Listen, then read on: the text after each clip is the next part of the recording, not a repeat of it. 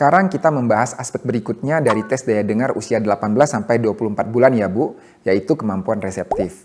Baik dok. Anak Ibu sekarang usianya 20 bulan kan ya? Iya betul. Apakah sudah mulai mengenal anggota badannya? Misalnya bisa menunjuk hidungnya kalau diminta. Kalau itu bisa sih, kenapa tuh? Nah, syukurlah kalau begitu Bu. Karena menunjuk anggota badan termasuk dalam kemampuan reseptif yang diharapkan bisa dilakukan anak usia 18-24 bulan ini Bu. Oh gitu, sepertinya Mira baru bisa menunjukkan mata, hidung, mulut, telinga, tangan, dan kaki deh dok. Apakah ada minimalnya?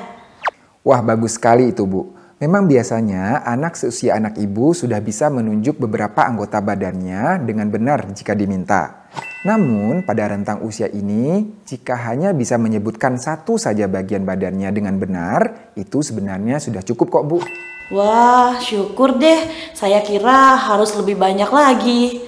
Kalau begitu, sudah mulai bisa dikenalkan dengan bagian-bagian tubuh lain ya Bu. Misalnya alis, dahi, dagu, gigi, jari, dan sebagainya. Iya, sudah mulai diajarkan kok.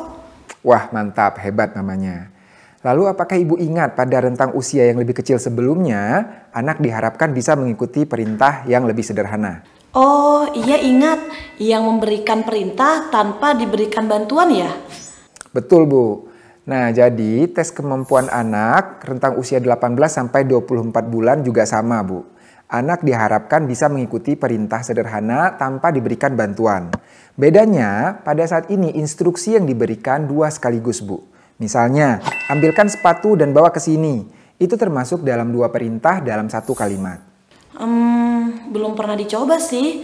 Selama ini kalau memberikan perintah satu persatu. Soalnya takutnya anaknya malah bingung kalau langsung diberikan perintah banyak-banyak. Ya Bu, kalau pada anak usia lebih kecil, memang perintah sederhana hanya diberikan sekali dalam satu waktu.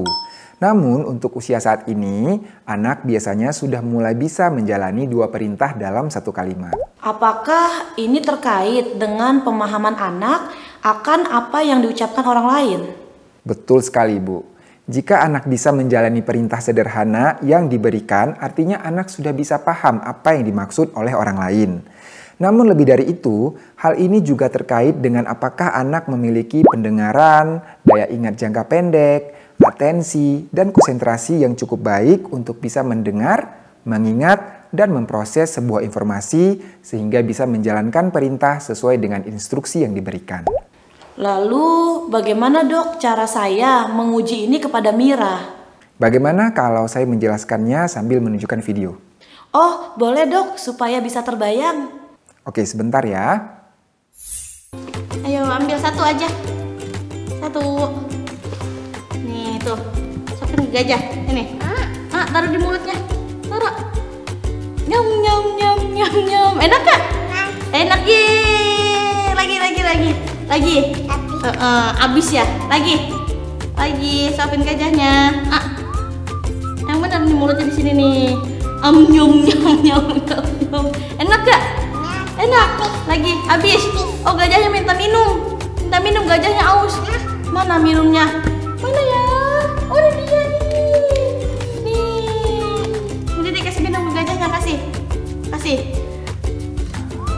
Nih, tangan kanan. Yang ini taruh dulu. Nih, kasih minum. Enak, makasih ya Fahri. Sebenarnya menguji ini bisa dilakukan kapan saja, namun harus tetap memperhatikan hal-hal ini ya. Pastikan ketika bicara dengan anak, jaraknya sudah cukup dekat dan jangan lupa mensejajarkan pandangan mata kita ya, supaya anak paham bahwa mereka sedang kita ajak bicara. Sebisa mungkin jangan ada gangguan ketika sedang memberikan instruksi kepada anak. Misalnya suara TV, radio, atau apapun yang bisa dengan mudah mengalihkan perhatian anak. Selain itu, yang terpenting adalah jangan memberikan petunjuk apapun ketika menguji kemampuannya. Misalnya dengan menunjuk atau menggerakkan mata. Seperti itu Bu contohnya. Untuk perintah yang diberikan tidak harus sama persis seperti video tadi, tapi bisa disesuaikan dengan kata yang sudah sering didengarkan saja. Nah, karena anak ibu sudah bisa mengenal beberapa anggota badannya, maka ada lagi nih variasi permainan yang menarik untuk dilakukan. Misalnya seperti ini. Di habis mandi disisirin. Kalau yang disisir itu namanya apa? Rambut. Rambutnya Malik mana? Ini. Udah dirapin lagi ya. Kalau mata mana? Tuh. Kalau mata itu buat meli. Kalau mulut mana? Kalau hidung? Kalau buat makan namanya